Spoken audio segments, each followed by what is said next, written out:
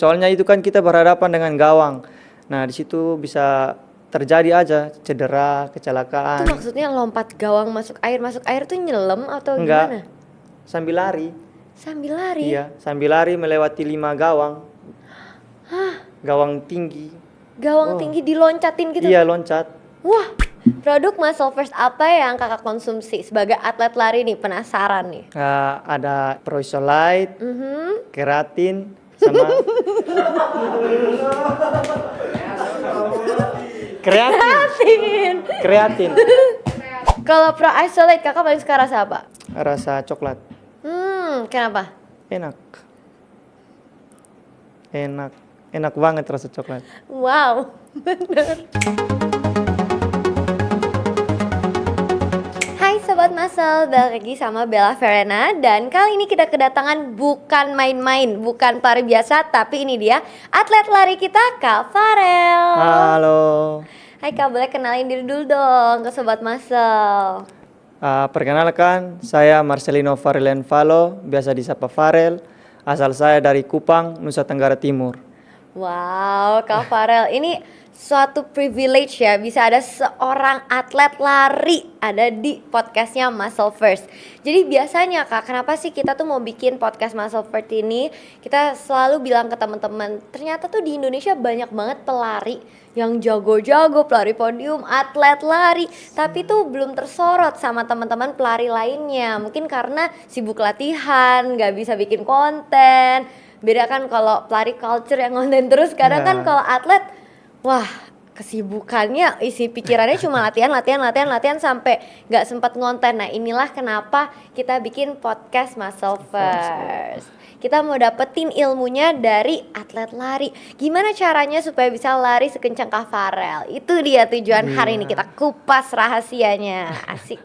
Oke, Kak Farel, aku kan dikasih tahu nih, katanya Kak Farel atlet lari. Benarkah? Benar. Wow, atlet apa aja, udah ikut apa aja nih? Kalau pribadi saya sudah mengikuti setiap event, baik di kancah nasional, internasional juga. Wow, kancah nasional tuh apa? Kemarin PON ya? Ya, PON. Atlet lari PON, internasionalnya? Saya mengikuti Singapura Marathon dan Dili International Marathon. Wow, berarti di Indonesia iya, di luar negeri juga iya, sampai seluruh internasional. Wow, keren banget Kak Farel. Kakak gimana pengalamannya ikutan nasional dan juga international competition kayak gitu tuh?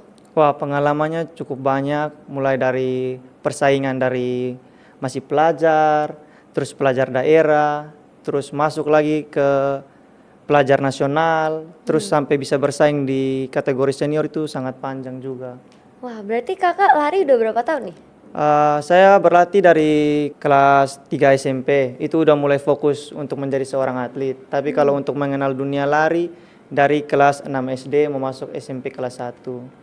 Wow, dari kelas 3 SMP udah mendedikasikan dirinya sebagai pelari, Iya, sebagai atlet lari. sebagai atlet. Jadi dari kelas 3 SMP sudah mendedikasikan hidupnya mau jadi atlet lari. Kok bisa? Pertama juga dari faktor keluarga, soalnya bapak mama saya juga sebagai seorang mantan atlet nasional yang pernah mengikuti SEA Games juga dan bisa mendapat juara juga di SEA Games. Wah, siapa dong namanya? Kita sebut legendaris nih. Bapak saya bernama Antonius Falo. Wow, halo. Halo. Wah, pasti bangga banget dari ayah sampai anak bisa jadi atlet nasional. Siap. Dulu berarti bapaknya atlet apa? Lari juga? Atlet lari, spesialis 5.000, 10.000 dengan maraton. Wow, keren banget. Nah, kalau kakak sendiri, Kak Farel, atlet apa nih spesialnya? Kalau saya, spesialis saya 5.000, 10.000 meter dengan 3.000 steeplechase, halang rintang. Halang rintang, menarik banget, kita bahas satu-satu kali ya. Kemarin Kak Farel tuh di PON atlet lari halang rintang. Ya, atlet halang rintang. Apa tuh atlet lari halang rintang? Kalau di dunia lari itu biasa disebut 3.000 meter steeplechase. Lari steeplechase itu 3.000 meter, tapi pakai lompat gawang, masuk air, gitu-gitu. Gimana tuh maksudnya lompat gawang masuk air tuh nyelam atau Enggak. gimana? sambil lari. Sambil lari? Iya, sambil lari melewati 5 gawang. Gawang tinggi. Gawang Oh. tinggi diloncatin gitu? Iya, loncat. Wah, berarti kakak latihannya bukan cuma lari? Iya, bukan cuma lari, harus ada teknik.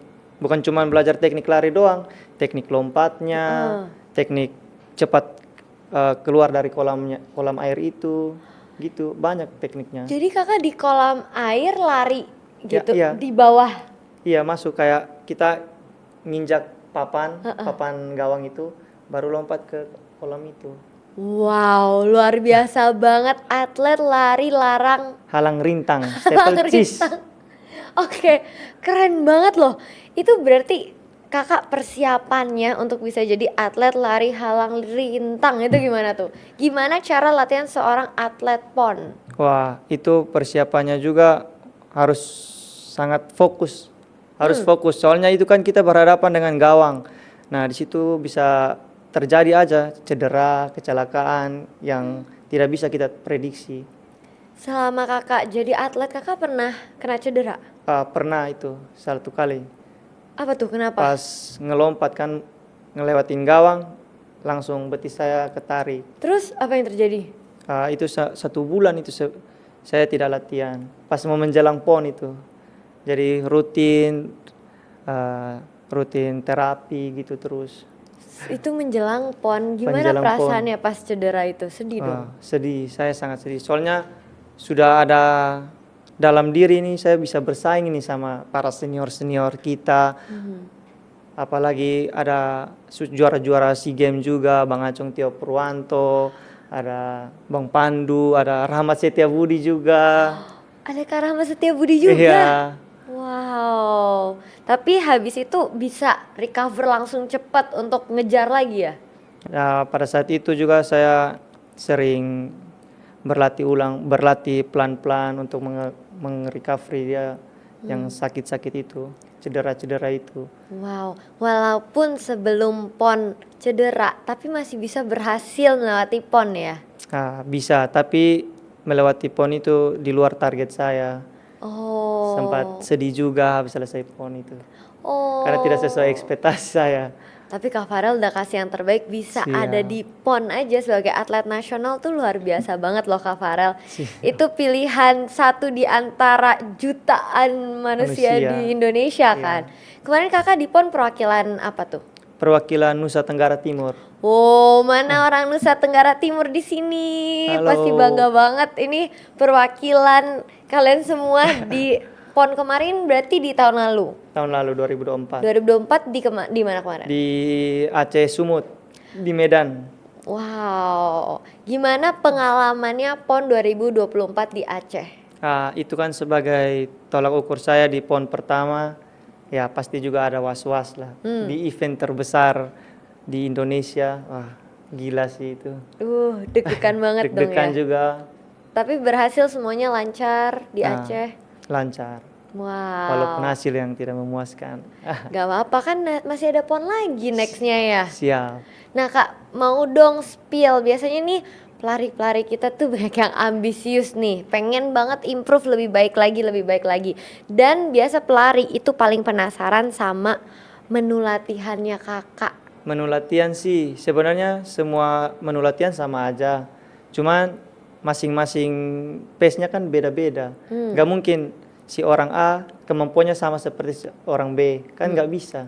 Intinya tetap konsisten aja dan disiplin, itu pasti bisa, pelan-pelan tapi pasti.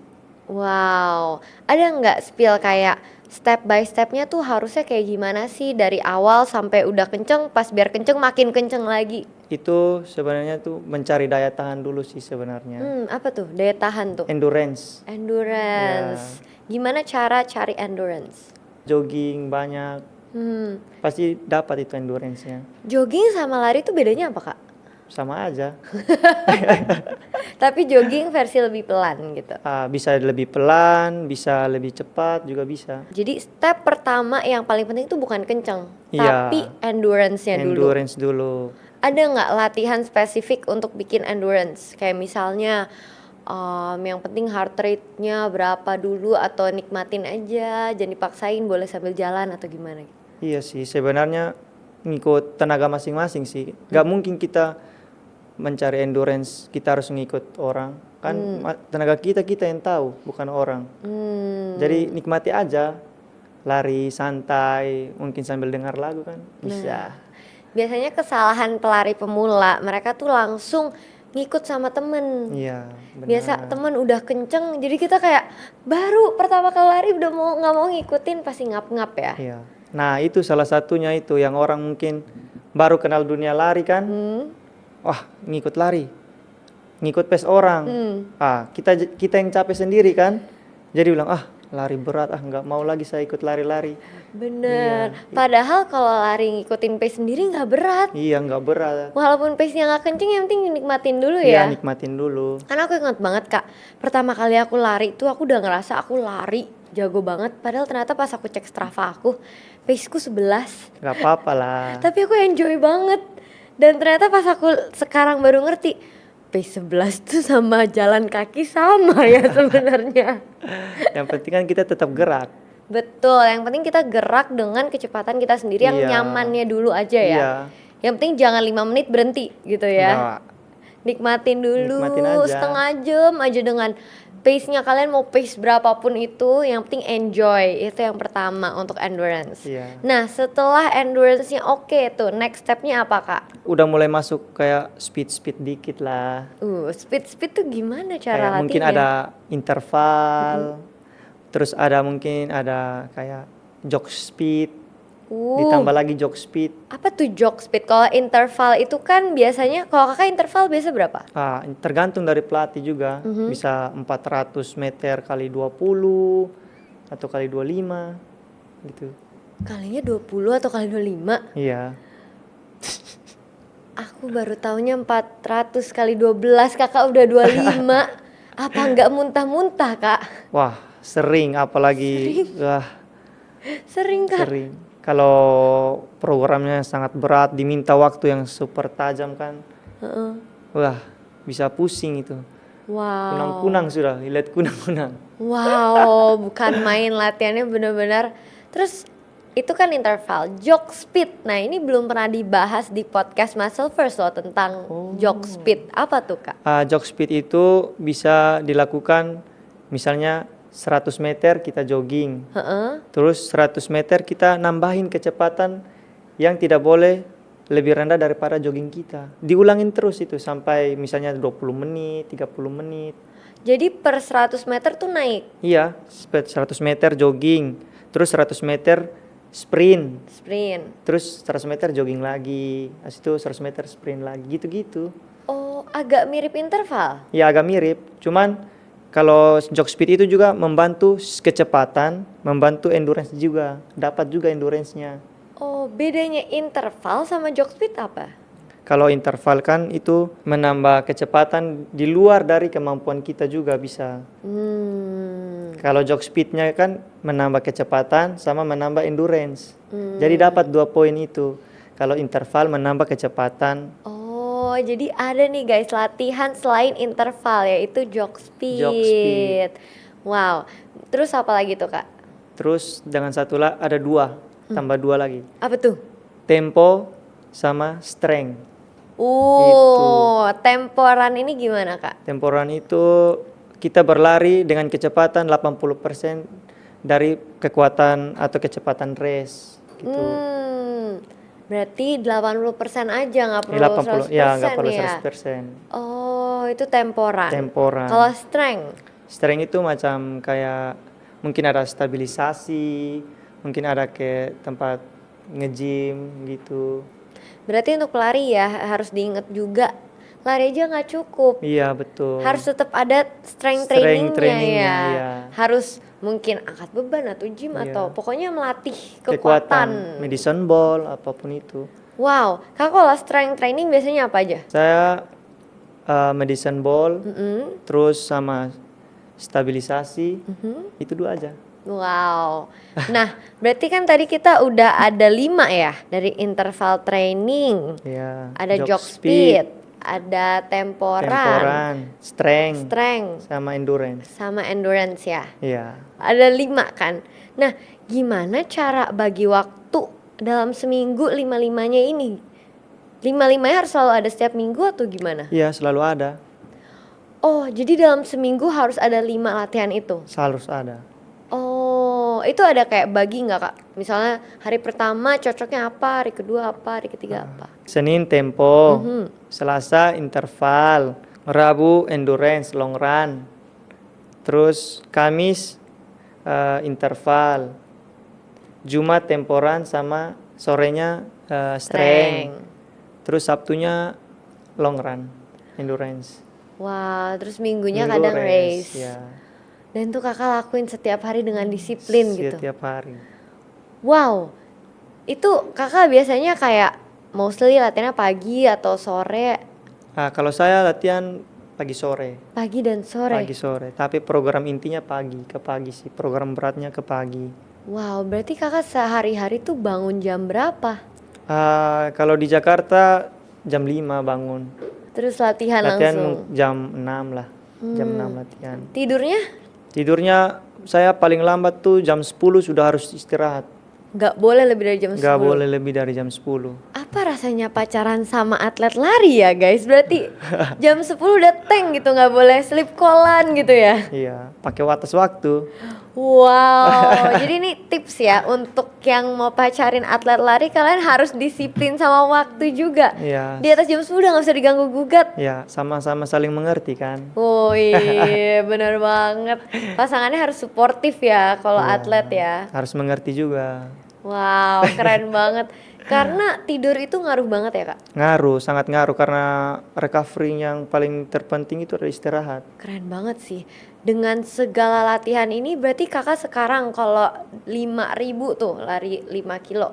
Ya, Itu berapa Kak kecepatannya? Cut off-nya berapa? kalau pribadi saya 15, masih 15. 15, 17 lah. Berarti Kakak 5 kilo pace 3. Bisa pace 300, bisa pace 250-an, bisa. Apa rasanya lari dengan pace 250? 250-an. Kak itu cepet banget Kak. Ya. Wow, keren banget, penasaran banget kan? Kalau 10 kilo 10 kilo saya sub 3200, sub 32, 10 kilo juga pace 3. pace 3. Wow, ini namanya atlet lari dengan pace 2,5 sampai 3. Wow, keren banget. Gak kebayang kayak gimana tuh Kak. Kalau Aku belum pernah kakak lihat. mau lihat pace 240-an di Muscle First Anniversary kemarin. Wih, kemarin siapa ya yang 24? Kemarin yang juara pertama itu ada si Bang Wahyudi, terus Siat sama ketiga saya. Wow, keren banget Kak Farel. Kemarin siapa yang datang ke event Muscle First Anniversary? Aku lihat kakak-kakak semua, aku videoin loh. Wah, Yang pakai sepatunya spike gitu kan? iya, pakai sepatu spike. Itu tuh maksudnya apa sih Kak? Aku pertama kali ngeliat sepatu spike di real life gitu. Emang bedanya apa sih? Kalau sepatu spike itu kan dia khususnya di track kan, jadi itu tuh dipakai untuk memacu kecepatan yang lebih tinggi. Oh, ada bedanya ya? Ya, karena kita lari pakai ujung kaki kan. Kalau biasa kita pakai sepatu bisa mungkin pakai telapak. Berarti seharusnya tuh larinya tuh pakai ujung kaki depan, Iya, ujung kaki depan. bukan pakai telapak atau Enggak belakang. apa-apa. Enggak. Oh, jadi sepatu spike itu justru khusus untuk di track supaya kamu. Bisa memacu kecepatannya lebih. Wow, itu sakit ya tajam-tajam gitu. Lumayan. Aku penasaran banget, kemarin pengen aku pegang, tahu nggak itu si spike-spike-nya. Keren banget. Kak, biasanya berarti kalau pelari itu satu sepatu aja nggak cukup ya? Enggak cukup. Apa aja sih sepatu yang harus dimiliki sama seorang pelari, apalagi atlet lari? Kalau mau untuk latihan sebagai seorang pelari pemula juga sih harus ada sepatu yang non plat karbon. Nah, itu penting juga biar nggak kena cedera juga, nggak gampang cedera. Jadi ada berapa macam? Ada satu sepatu buat daily gitu. Ya, ada daily, terus ada sepatu untuk race. Race itu bisa antara 2 atau 1 sepatu. Nah, sepatu daily itu yang harus ya bisa 2, 3, 4 gitulah. Ganti-ganti kan. Jadi kakak ada banyak sepatu. Kakak sendiri ada berapa banyak sepatu kak? Coba sepatu buat lari yang Kak Farel punya ada berapa puluh tuh? Yang saya sering pakai baru satu aja saya. Loh, apa yang paling kakak suka pakai? Puma. Puma apa? Puma Defit Nitro 3. Wow, Jadi- kenapa kakak suka itu? Enak sih. Pantulannya, dorongannya juga. Pada saat latihan tidak ada gangguan-gangguan apapun. Jadi total ada berapa banyak sepatu tuh? Oh, tidak tahu juga sih. Soalnya sebagai BA dulu. Wih, jadi 10 sepatu ada kakak 10? Ya lebih, bisa 10 lebih lah. Lebih? Ya. 15 sepatu ada? Ada. 20 ada? Oh, tidak tahu juga saya. Wow, atlet lari sepatunya banyak banget guys. Sepatu larinya bisa ada 20 guys. Sepatu lari semua. Kalau kita kan koleksi gaya-gayaan, kakak buat lari semua itu keren banget loh.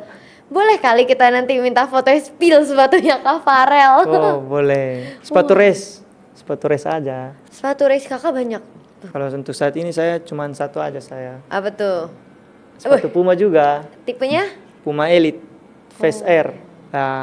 Kemarin baru naik podium 2 juga di Borobudur Marathon. Bormar. Iya. Wow, sepatu yang tepat bisa bikin kamu jadi podium. Podium di Bormar 2025 berarti ya? Siap. Baru 2 minggu lalu berarti? Iya baru. Kakak podium 2 di Bormar itu cut off time-nya sub berapa tuh? 32 menit 25 detik.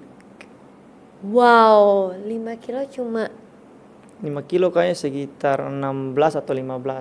Soalnya kan ada elevasinya yang cukup tinggi juga. berarti kakak kemarin di Bormar podium 2 kategori 10 km 10 kilo. nasional. Wow, keren banget. Hadiahnya berapa kak? Spill kak. Hadiahnya 9.500.000. Wow, ternyata dari lari podium hadiah besar-besar ya. Besar. Kak, berarti kakak udah pernah podium di mana aja? Podium Maybank 2023 saya berhasil podium 1 nasional Kategori? 10 kilo. Wow, hadiahnya berapa tuh? Maybank gede banget kan? Sekitar 12 juta.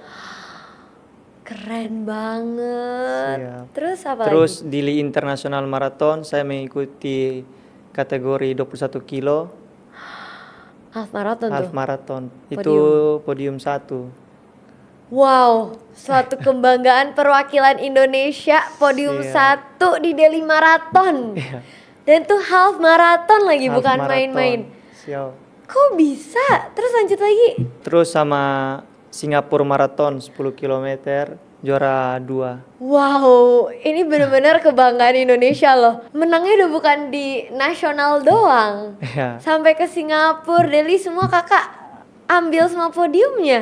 Amin amin. Apa nggak kaget tuh negara-negara lain? Wah, ini dia podiumnya dari Indonesia, keren banget. Wah, terus apa lagi? Terus sama Borobudur kemarin juga. Terus kemarin baru minggu lalu Pertamina Ekoran juga. Wow, keren banget. Gimana kak rasanya bisa di podium gitu? Apalagi saingannya internasional loh. Ya, suatu kebanggaan juga untuk saya bisa dikasih kesempatan.